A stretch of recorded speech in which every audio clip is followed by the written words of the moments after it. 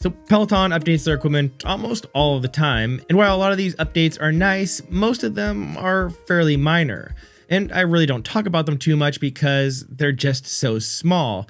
Though if you did add them all up over, say, a year, the list can get quite extensive. And maybe I'll make a video sometime soon talking about all the upgrades they've made recently, but this week Peloton actually pushed through an update that I do want to talk about because it's a feature for the Peloton Bike Plus that I've wanted for years, basically ever since I got the Bike Plus back in 2021. And that is a Peloton Erg mode, which is essentially an auto-adjusting resistance made specifically for power zone classes.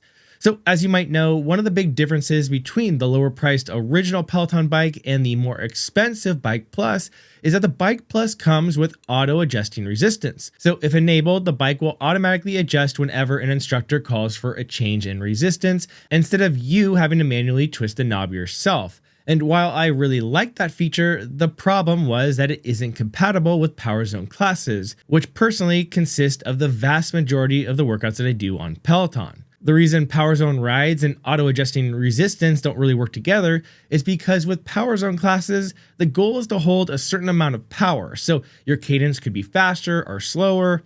It's up to you. And you just adjust the resistance to make sure that your total power output is within your personal range for the zone being asked for. So for auto resistance to work with power zone classes, you would need to have it adjust for 1, your own personalized power zone range, 2, what range is currently being called for in the class, and 3, what your current cadence is. And with that, be able to adjust the resistance to ensure that you stay within the correct power zone. So as you can see, if I slow down my cadence, the resistance starts picking up to keep my power where it should be, and vice versa. If I speed my cadence up, the resistance starts to go back down. Not an easy task for sure, but it is something I've seen done on some other bikes, so I was always kind of bummed that Peloton never seemed interested in adding it. But now it is finally being rolled out to all Peloton Bike Plus owners this week. And if enabled, it will consistently adjust that resistance to keep you right in the middle of your personal power zone. Let me know in comments what you think about this feature and if it's something you'll be using, but for me, it's actually got me to reactivate my Peloton membership.